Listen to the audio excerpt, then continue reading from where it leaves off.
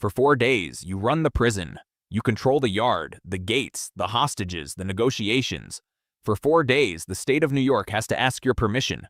You have demands. They are listening. You have observers. You have cameras. You have the whole country watching. You start to believe this might actually work. Then the helicopters come, and in 15 minutes, everything is over. It is 1971. You are inside Attica Correctional Facility in upstate New York. Whatever prison was originally supposed to do, Attica is doing something else. You sleep in a cell the size of a parking space. You shower once a week. You get 1 roll of toilet paper a month. You earn between 25 and 55 cents a day for labor that keeps the prison running. The kitchen, the laundry, the metal shop, the license plate factory. If you complain, you go to solitary. If you look at a guard wrong, you go to solitary. If you are black, and most of the men here are black, guarded almost entirely by white men from the surrounding towns, you already know the rules are not written the same for you. You have known that your whole life. Attica just made it official. The summer of 1971 runs hot in ways that have nothing to do with weather. George Jackson, author, revolutionary Black Panther, is shot and killed by guards at San Quentin in August. The official story is an escape attempt. Nobody inside Attica believes the official story. You wear black armbands. You hold a silent fast in the yard. You sit with the grief and the rage and the particular exhaustion of being told again that a black man's life inside these walls is worth exactly nothing. The tension has been building for months. Letters to the commissioner about conditions, petitions, formal requests through the proper channels, the ones they tell you to use, the ones that go nowhere. You have tried everything they said to try. Nothing moved. September 9th, 1971, 8:30 in the morning. A guard tries to discipline 2 men over an incident from the day before. The story is disputed. What is not disputed is what happens next. It breaks open. 1,000 prisoners flood through a faulty gate, a welding defect that nobody fixed. And within minutes, you control the yard. You control Times Square, the central junction where all 4 cell blocks meet. You hold 42 guards and prison employees as hostages. The gates are yours. You did not plan this exactly, but you were ready for it. The yard becomes something that has never existed inside these walls before, a community. Men who were kept deliberately divided by race, by cell block, by gang, sit together and make decisions together. A committee forms within hours. Spokesmen are elected. L.D. Barkley, 21 years old, stands on a table and speaks about human dignity in language that will be quoted for decades. You set rules. No drugs, no violence against hostages.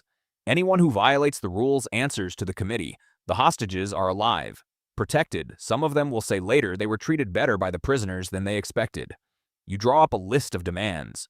Adequate food, medical care, religious freedom. Wages that resemble human labor instead of prison labor. They are not radical demands. They are demands to be treated like human beings. You send them out and you wait. The negotiations begin and you start to believe. That is the thing nobody talks about enough. For 3 days, you believe. Observers come in. Journalists, lawyers, civil rights leaders, a congressman. Tom Wicker of the New York Times stands in the yard and watches and writes what he sees. William Kunstler, who defended the Chicago 7, walks through the gate. Bobby Seale is requested and denied. The cameras are there. The whole country is watching. You have leverage you have never had before in your life. Real leverage. The kind that makes powerful men sit across a table and listen to what you say. You can see it in how they move, how carefully they choose their words. They need something from you. That has never happened before. Not once in your life inside these walls has anyone needed something from you. What you cannot see is what is building outside the walls. State troopers, sheriff's deputies, corrections officers from other facilities. They are gathering in the fields and parking lots around Attica. They have weapons. They have been there since day one. They are waiting for an order that has not come yet. The negotiators walk in and out through those men every time they enter the yard. They never tell you that. Commissioner Russell Oswald agrees to 28 of your 33 demands. 28. You can feel it. The possibility that this ends with something other than blood. That the watching world makes it impossible for them to simply destroy you. That maybe, this one time, the cameras change the math. The 5 demands they won't move on include amnesty, criminal charges for the uprising. Without it, the men who led this go to prison for the rest of their lives. You cannot agree to leave them behind. The negotiations stall. Outside the walls, the troopers are still there. Then one of the hostages dies from injuries sustained during the initial takeover. The next morning, the answer comes. Not at the table, not through the observers, not with any of the language that has been used for 4 days. Governor Nelson Rockefeller gives the order from Albany. He never comes to Attica. He never speaks to the men in the yard. He makes the decision to send in armed troopers from an office hundreds of miles away, over the phone, and he will later say he has no regrets. It is not a negotiation anymore. The next morning, the waiting ends. September 13th, 9:46 in the morning. They don't announce it. The helicopters come first. Then the tear gas drops into the yard. Blinding, choking, no warning. State troopers and corrections officers come over the walls and through the gates, and they are shooting. They are shooting into the tear gas cloud. They cannot see what they are shooting at. You cannot see them coming. The retaking of Attica takes approximately 15 minutes. When it is over, 43 people are dead, 33 prisoners, 10 hostage guards and employees. This is what they say happened. The prisoners killed the hostages, slashed their throats, mutilated their bodies. The early press briefings describe castration, atrocities, animals who proved exactly why they needed to be caged. You know what happened. You were there. The medical examiner's report comes out and confirms what you already know. Every hostage who died was killed by law enforcement gunfire. Not knives, not the prisoners, bullets. State bullets. The state killed its own corrections officers rather than let the negotiations continue, and then spent days telling the country you did it. The image is already set before the truth surfaces. Savage prisoners, justified force. The story that makes what happened to you disappear inside a narrative that was never about you at all. Nobody who ordered the assault is ever charged. Nobody who fired into that yard. Nobody who built the lie and handed it to the newspapers. Not one person.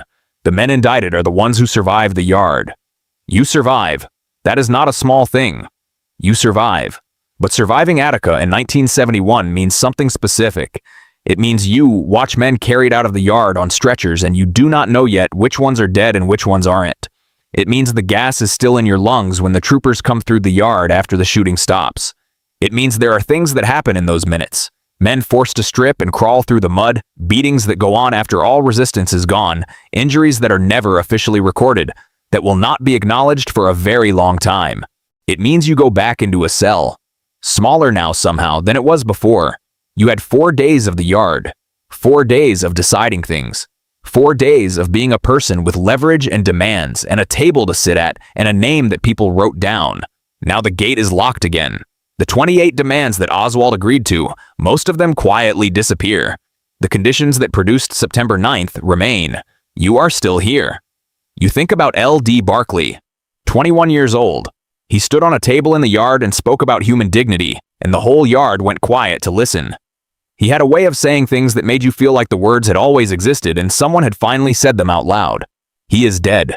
State gunfire, September 13th, 15 minutes into the retaking. You think about the table, the negotiating table they brought into the yard, the observers sitting across from your committee.